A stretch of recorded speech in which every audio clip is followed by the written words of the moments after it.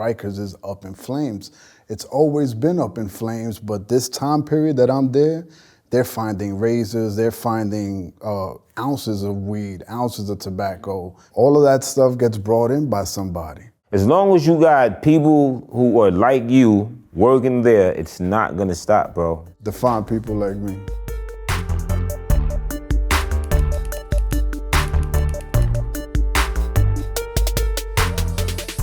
Is this the first time you've sat face to face with a prison officer since you left Rikers? Yeah, I wouldn't see him as that right now, but I would never know, because that's how it is on Rikers, you can't really tell. But yeah, I've never sat in front of a former, right? Former. Yeah, a former correction officer in any manner of this nature. This wouldn't be out the ordinary for me. Post my incarceration, which I did do time in prison as an inmate, and then prior to that, I was an officer. This wouldn't be out of my element to chill with one of my peers. Oh, that's interesting. I didn't know he got locked up though. Yeah, I did 8 years. Wow. A1 felony, possession, controlled substance, 77 ounces of cocaine on my person. 77 ounces? 2 bricks and change. Wow, that's interesting. You got caught where? I got caught in Manhattan. How long you used correction? 4.5 years, from the ages of 21 to 26, well, 25. You was bringing drugs in and all that, or you just doing it in the streets? I was doing both. It started outside, just being like a courier. You know, I had a badge, I had a gun, got a proposition by, you know, the person that, not so much that I trusted, but I knew prior to meeting them on Rikers. That kind of built up into me doing both and selling my integrity. What you was bringing in? Tobacco, marijuana for the most part. A lot of the times I would ask only because I didn't want to ring the magnetometer. You know, I didn't want to have scalpels on me. Right. In that era, we didn't get too much cell phones. The cell phones started coming in later. But my main thing was to not get caught with anything that I shouldn't have on my person.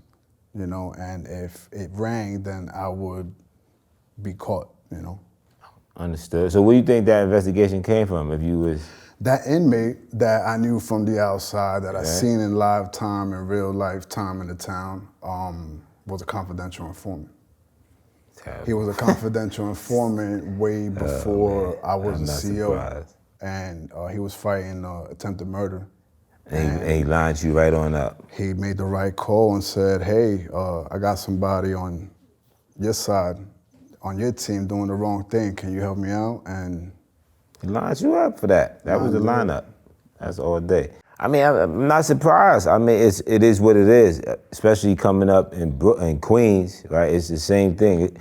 I explain how Rikers is just about people from New York City who are either locked up or correction. Just off of character alone in that building, I had a very good rapport with the inmates that I house because they're my age, they're my skin tone. Right, you know how to move in there, you know that. And I'm a neighbor. I played Right. basketball with these dudes. Right. We've gone to parties together. You wasn't going in there being a me. super cop type of thing. I never had a fight. I never had a use of force as an officer. That says a lot. It says a lot to not be involved in any violence when the violence is, you know. Especially from corrections on Rikers, right. So it was more of an opportunity for just more financial freedom. How many people you told on? Pardon me. Negative. Huh? Negative. I'm just checking, you know what I'm saying? I mean, you can't do that and have notoriety that I have. I walk these streets freely. All right, bro. I'm meeting you today. I don't know, but I'm hearing the story. I'm answering your question. You say that again? I'm answering the question. Oh, you answering? Yeah, I know. I'm just saying. No. I didn't have to. It was all me. You know what I mean? I didn't have 20 dudes under me. Everything, I'm being investigated. You're the one. Yeah, you the one that was talking more than anything. I brought in somebody, which was my co-D, who was an officer. Another officer. He got 5 years, but they know from the wiretaps I brought him in. And I'm the head honcho. I'm the big shark that they wanted, so I didn't have to tell. And again, the city is collaborating and putting this much effort and time and budgets and all that stuff into this investigation because Rikers is up in flames. It's always been up in flames, but this time period that I'm there, they're finding razors, they're finding ounces of weed, ounces of tobacco, fingers of tobacco, So Suboxone. Yeah, Suboxone, all that, yeah. All of that stuff gets brought in by somebody. As long as you got people who are like you working there, it's not gonna stop, bro. Define people like me. Well, Because I feel you're people like me. Right. That's what I'm saying. That's what it is. You are. I'm not disputing that. Right. So people like me, you, right, who working there. When I say people like me and people like you, I'm talking about people from our community. Correct. Right. This is the redemption story. You know, you fall down, you fuck up, you get back up, and you continue moving forward.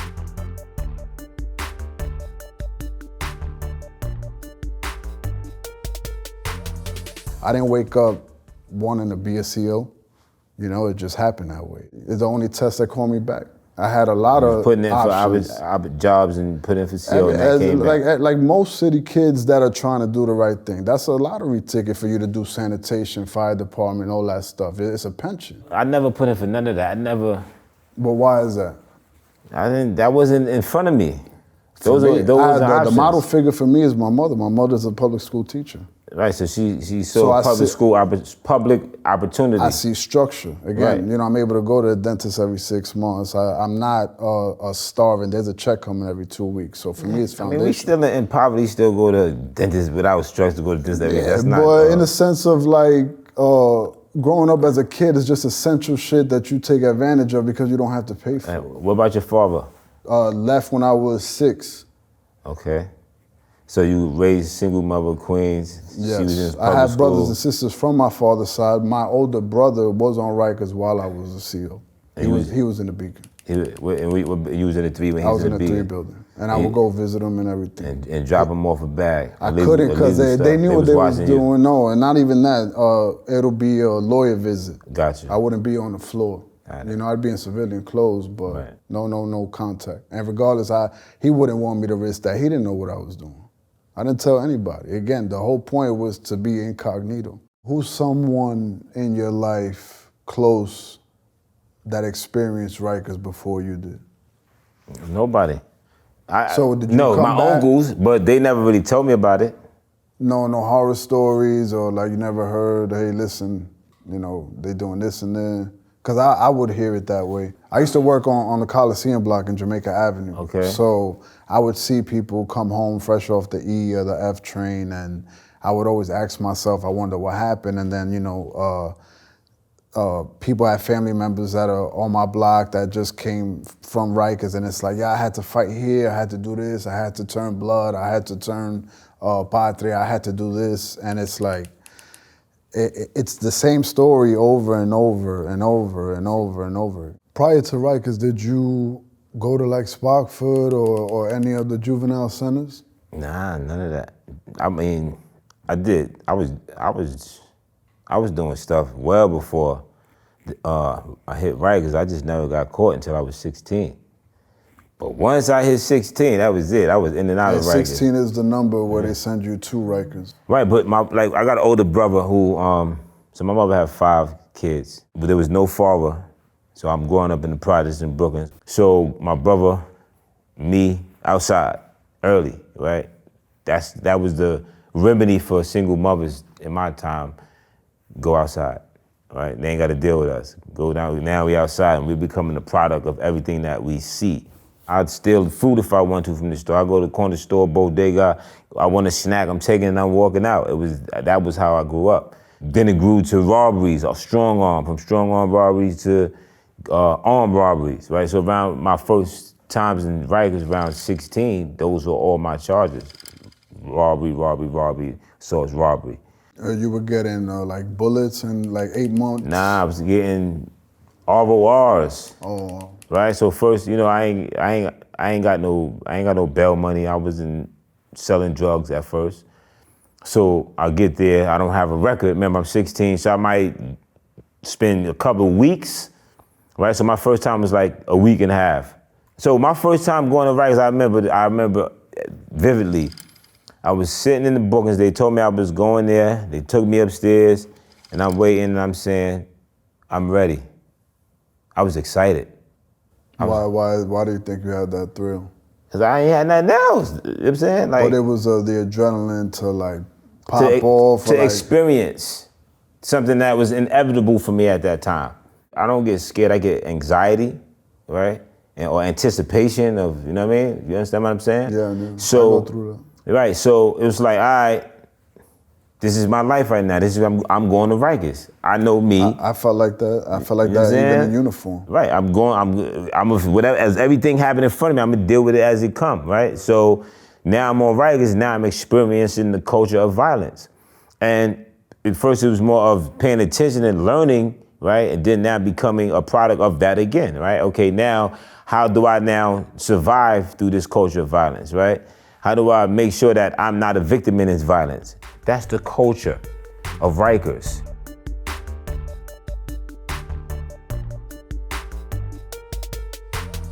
You was banging before you got to Rikers? I'm actually one of the first adolescents that ever became blood in New York when it first got to New York. They said I worked in GMDC, C73, and I worked 1 main, 5 main, 3 main, 7 main. Right. And the tall tale is that the blood started in those housing areas. Yes, that's not a tall tale, that's the facts, Okay. right? When the individual named OG Mac, who came and learned about it from California, he was already going back and forth to Rikers. He was already doing, that's the recidivism that's happening. And he saw the oppression that was happening between the Latin gangs and blacks. And he said, you know what I'm gonna do? I'm gonna bring the blood. So although the concept over there, they was shooting them with Crips and killing each other in the streets, and really gang banging, he brought it with a different mentality of protecting this, brotherly love over oppression and destruction, right? This to say, if somebody does something to a black person, we're gonna fight against that oppression, right? That was the purpose, right? And I had a housing area I was in the same building, 4 building. I was jumped by a bunch of Latin kings in the Yatas. So they wanted to take my stuff, and I was like, that's not happening. So I went in the day room, back against the wall, waited. When it's time to lock in, count time, I'm in my cell, seal, cracks my cell for them. They come in and jump me. They did that like 3 times in the matter of 2 days. I end up meeting somebody at Muslim service where I could connect with somebody on the other side of the jail, got a razor, came back and cut like 3 of them, and ended up in the box. Adolescents didn't have a box, so they sent us with the adults. That's how the adolescents met the Bloods that were growing in C73, because they were all coming from C73 to HDM, because they was cutting up a storm inside of C73. So everybody's in the same box. This is what we representing. It was presented to me after I did what I did. Yo, that's the type of energy we want. This is what we talking about. People gonna stand up against oppression. And that's how I was introduced to it. So that was in the 90s, 94. The Bloods are still predominantly the biggest gang on Rikers. Yeah, I tell people that all the time. That's a fact. They're the predominant gang in the state of New York. Correct. So around 2003, 2004, I was on Rikers I was falsely charged with murder, right? So now I want you to understand, charged with murder, there's a different mentality at this point, right? One, the correction officers, they always get to see your card. How old were you? 03, 04. So I was in my 20s. So now I know officers, when you go around, you get to see the floor card. The floor card identify the charges, and right? So I got a red ID. So you get a red ID. For those who understand, you get a red ID when you're a cutter. Yeah, You cut people who get caught with weapons. So I got red ID. And it says I'm charged with 125-25, which is murder. So now I'm on Rikers with a different mentality, right? Like, regardless of charge or not, the possibility that I will never go home again. This is where I was at. So I didn't care about the climate. I was the problem, right? I was the big homie. I come in the house and I put my stuff in the cell and I ask, who phone? They got about 3 phones. So now, this time I'm fully blood, this is my life, and I don't go into a housing area and have to ask somebody for no slot time. I create the slot time. You know what I'm saying? This is me, try. This is how I move. So I come in the house, I got my weapons already, I grab the phone off the hook, take the cord off, put the phone in my back pocket, and go to the middle of the housing area and say, this is now my phone. Does anybody have a problem with that? Great, thank you. Any bloods in this house? Yo, right here, all right, it's the blood phone now. Hit me up, we'll get y'all slot time. That's, that was how I lived, right? So once I started understanding Rikers, I was that person who ran Rikers. You know what I mean?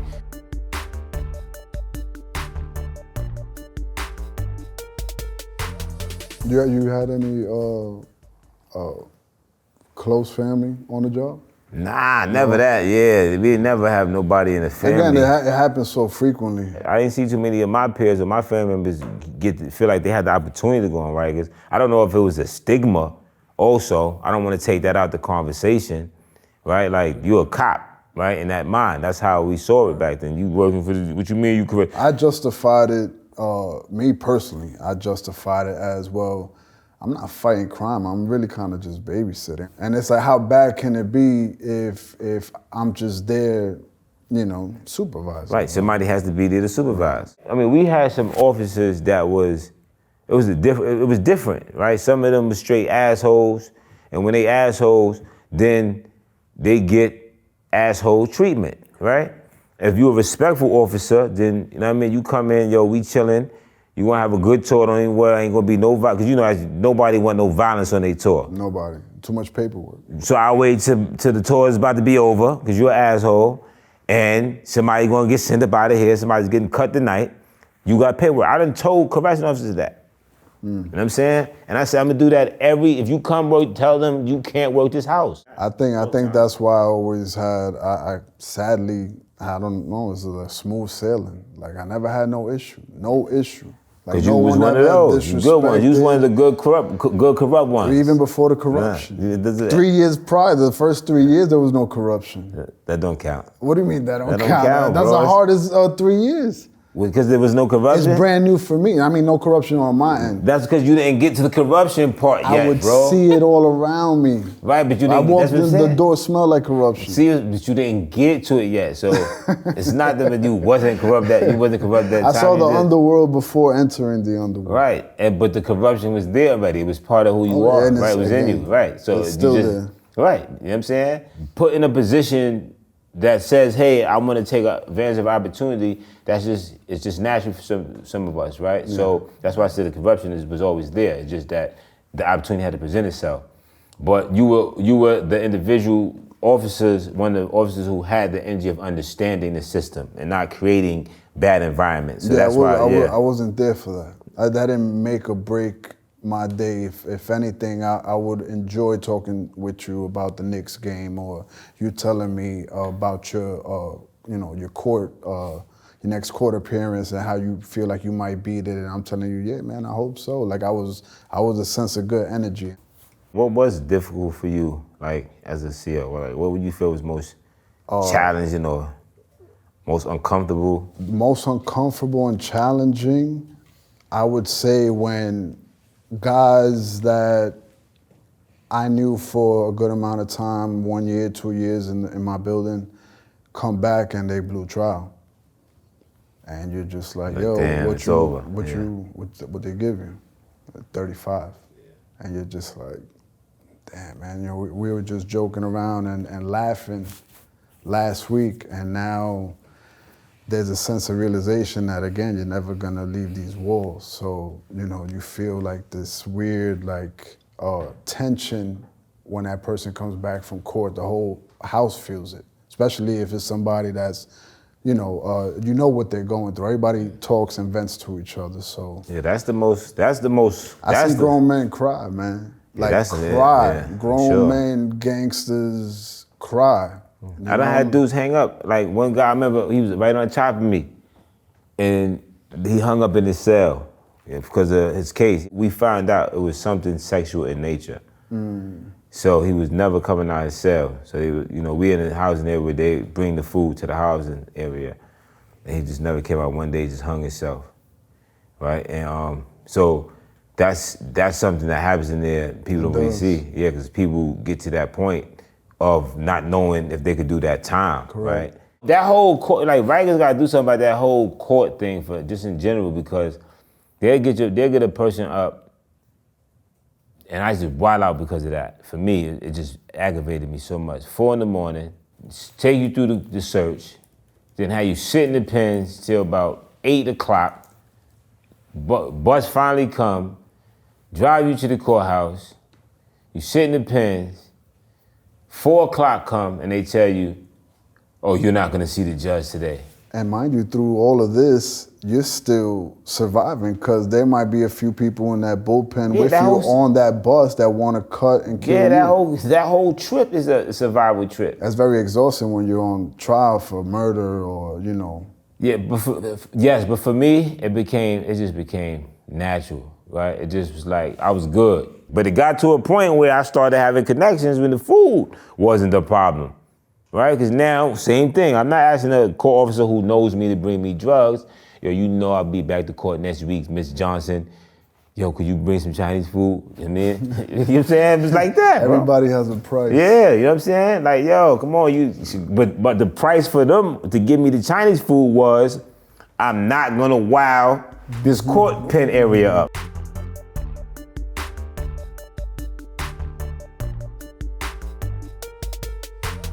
You know, I know you said something about, you ain't getting to no issues, but you still knew that could happen, right? Of course, at any given moment. It could be an inmate just not wanting to be in the housing area anymore could pop it off on me. Because popping it off on me might be less harmful to him than popping it off on another inmate in that housing area. Right. You know, because that'll follow him wherever he goes, you know, depending who it is. Right, so facts. It was always that, hey, you definitely gotta be on point. There's no laxing, no matter how cool and friendly we all might be today, that could change tomorrow. Yeah. So you ever been part of like tactical search operations in there? Yeah, they force you to do tactical So they search force you operations. to? Yeah, when there's like a TSO. Right. So we all gotta go through multiple housing areas and ransack housing areas and look for the weapon that cut somebody. You was ransacking people's stuff. No, bro. well, yeah, no, it, the search. You acquired, yeah. Yeah, So I'm telling you protocol. Right, and the protocol told you to violate. See, you got away with it. You ain't say that. You was using it, throwing away people little saved apples. I was getting it back. I'll give you a funny story. I'm on the job. It's my day off though. I'm at a strip club in Queens, and I get a bottle sent to me. From far, I see somebody go like this, and I don't know who it is. And they start walking towards me, and they say, "Yo, Dominguez, what's up, man?" Somebody calls me Dominguez in the town, and I'm not in uniform. I know it's from Rikers. Right. You got me my sneakers back, bro. I appreciate that. I was able to go to court. Like, I didn't have no issues. Thank you. I was that officer. Okay, got you. You makes sense. As far as the weapons and stuff go, I'd rather throw it away than report it and have to do paperwork. Right, you one of those. I'd see plexiglass. I'd see pieces of the fan. Like, it was stuff that you look around and it's like, oh, that's how they got it. It fits all into your corruption, bro. When I was there, you could have if you had a razor or a handcuff key, because we used to get handcuff keys from correction officers. But I probably would have got one from you, knowing how you was moving. I don't know. Nah, bro, I'd have got a handcuff key, I don't bro. know. How much you had for that handcuff key? Huh? How much would you have had for that handcuff key? How much you want for it? How much you would have wanted for it? That's what I'm saying. See, I'm telling you, bro. If you I made a pretty penny. I wasn't, here $200-300. All right, but it's only a handcuff key, bro. You know what I'm saying? When I was on Rikers, they used to put us in shackles, handcuffs, and mittens, right? So now, they still do it to this day. Yeah, right. It was the Bloods that created that, right? And it was actually an inmate that helped them create that system. So now a lot of people don't understand what I mean, but you got a waist chain here, handcuffs here, mittens on, and then you got enemies. That don't work. So the handcuff key was, because we used to pop out and it was it. They used to be real oppressive with them tactical search operations. Yeah. Right? And the way these guys were getting cut and stabbed, it's like they had to find a weapon before someone gets cut and stabbed again. And when they found that weapon, someone else got cut and stabbed by another weapon. Right, but the TSOs never stopped a cut or stabbing. No, if anything, it sharpened the people that had to stash things, because now they know where you looking, what's the popular places, Right, we had to find a way to maneuver. I mean, they knew the showers, all that stuff. We just had everything. Right, but when we got hold of the even inside the phone receivers, the plexiglass scalpels. Yeah. They don't ring the alarm. They don't ring the metal detector. That's what it became, the plexiglass scalpels, and them things was cutting up a storm. You know, it was always transition. Okay, well, how do we now make sure we beat this search, right? How do they gonna find our weapon, especially when they came out with the boss chair, right? It's like, okay, and now it's officer or shorty, I need you to smuggle me, I need 20 scalpels, right?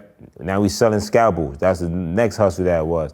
So it was always trying to find a way to survive on that island. It don't matter what's happening, no matter what question I think for everyone, truthfully, survival is the umbrella word, because it's everyone's trying to do it. As you know, you crossing that bridge, everyone has that weird feeling, no matter what color you're wearing, or whether it's gray, tans, orange, stripe, or blue.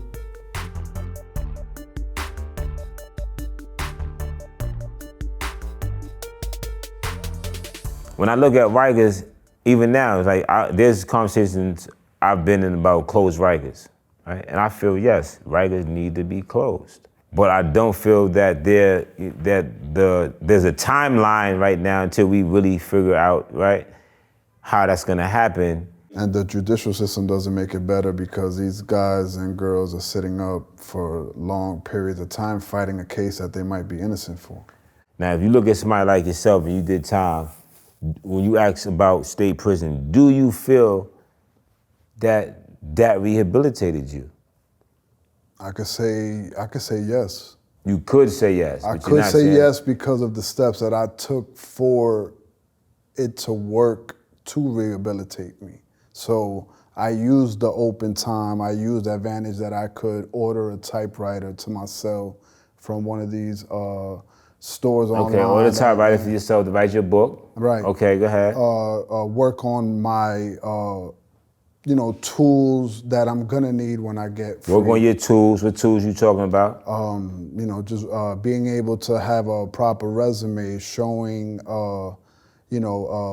taxes the right way. Okay. Just being prepared for an adult life, because I went in at 26. I feel sadly I became a more mature adult in prison.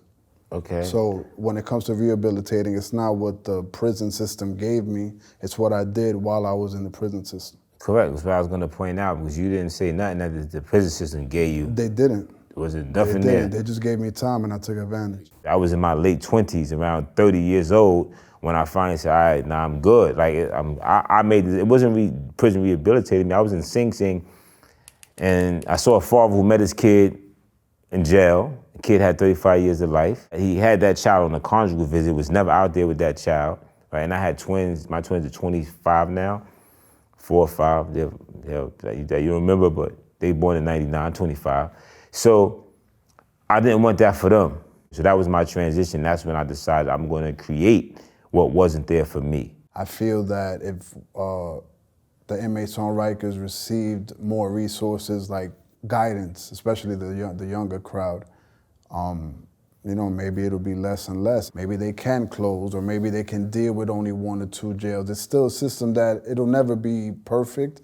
I don't agree with tactics when I was a CO.